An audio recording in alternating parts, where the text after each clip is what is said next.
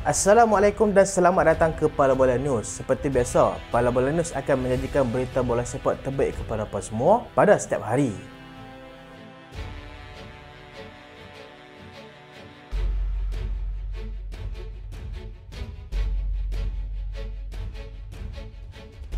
Kita mulakan dengan jadual perlawanan UEFA Nations League A Championship. Peringkat suku akhir, Croatia akan menentang pasukan Perancis, Denmark akan bertemu dengan pasukan Portugal, Italia akan menentang pasukan Jerman, Belanda pula akan bertemu dengan pasukan Sepanyol.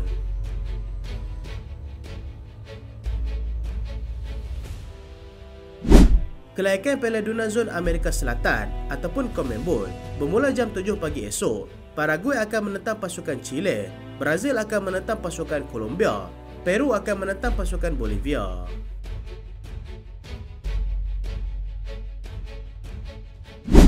Argentina berdepan dengan krisis kecederaan. Argentina sebelum ini sudah kehilangan hikmat kapten pasukan iaitu Lionel Messi yang mengalami kecederaan.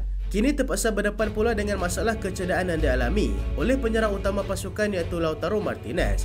Dia berkemungkinan besar akan terlepas dua aksi penting iaitu bertemu dengan pasukan Uruguay dan juga Brazil selepas disahkan mengalami masalah hamstring.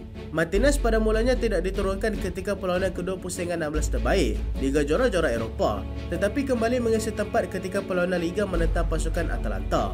Dia yang kini sudah pun merekodkan sebanyak 200 penampilan bersama dengan Inter, beserta dengan 147 gol menjadi salah seorang tonggak utama untuk pasukan kedalam Lionel Scaloni itu.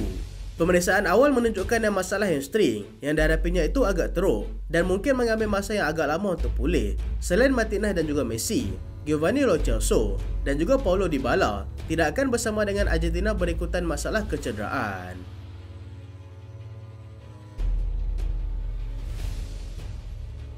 Lukaku berazam untuk bawa Belgium kembali di atas. Romelu Lukaku telah dinamakan sebagai timbalan kapten pasukan, di mana dia menjadi sumber inspirasi kepada pemain-pemain lain dalam mengejar sebanyak mungkin kejayaan di peringkat antarabangsa.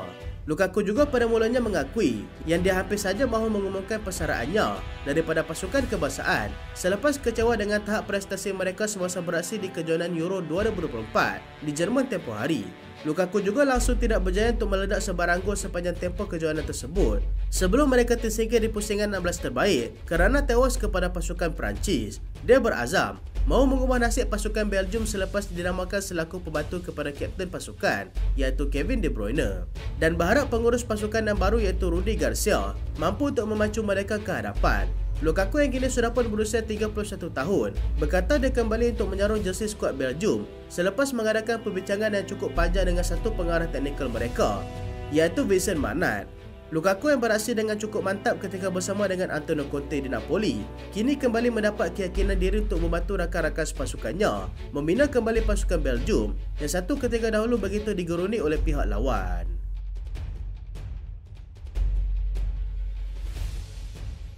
Thomas Tuchel letak sepenuh kepercayaan kepada Henderson.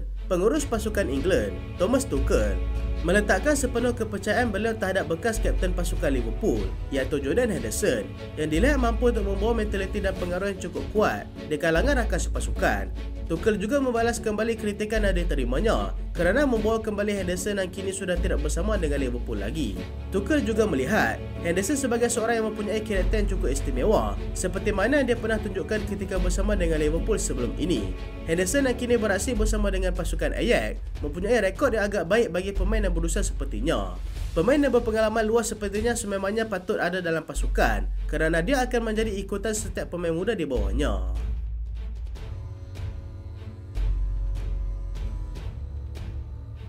Alvaro Morata menyesal tinggalkan Atletico. Bekas penyerang pasukan Atletico Madrid, Alvaro Morata, dilaporkan menyesal kerana meninggalkan pasukannya itu, yang mana dia sepatutnya sedang menjadi tonggak utama pasukan, seperti mana sedang dilakukan oleh Alvarez pada ketika ini.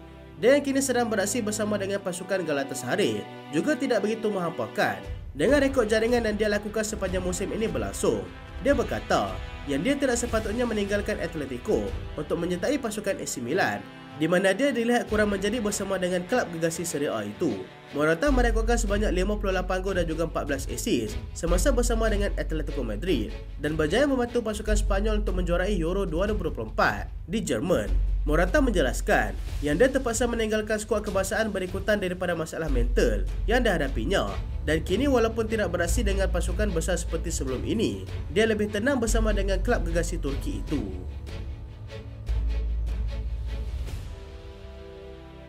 Barcelona sedia dapatkan Salah. Barcelona dikatakan sangat yakin yang mereka akan mendapatkan Mohamed Salah menjelang musim panas ini. Mereka juga masih menjadikan Luis Diaz sebagai sasaran utama mereka.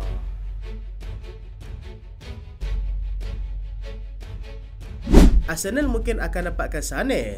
Arsenal kini menjadikan Leroy Sané sebagai salah satu sasaran mereka, memandangkan pemain tersebut akan tamat kontrak pada hujung musim nanti.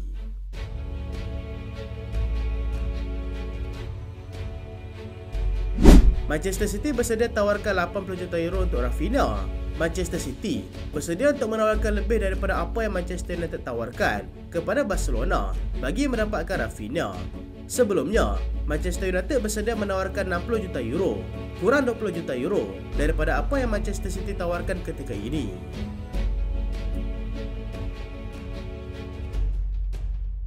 Chelsea sasarkan Ola Aina. Chelsea kini menjadikan pemain pasukan Nottingham Forest sebagai sasaran utama mereka. Untuk pengetahuan, Ola Aina merupakan bekas pemain akademi Chelsea yang dijual pada 6 tahun lepas kepada pasukan Torino dengan harga hanya 8 juta euro sahaja.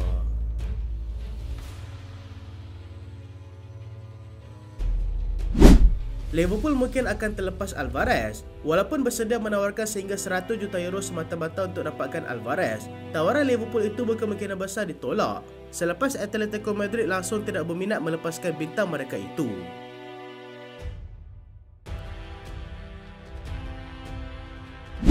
Nico Williams setuju ke Barcelona, tetapi dengan syarat. Barcelona mempunyai impian untuk menduetkan dua Spanyol iaitu Lamine Yamal dan Nico Williams di Barcelona. Nico mengatakan yang dia akan bersetuju ke Barcelona asalkan dia diberikan jaminan bermain secara regular.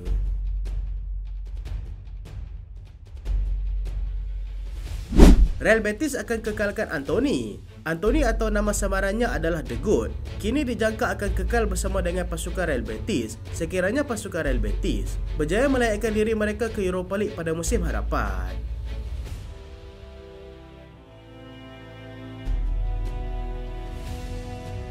So itulah berita pada kali ini dan terima kasih sebab tonton sampai habis.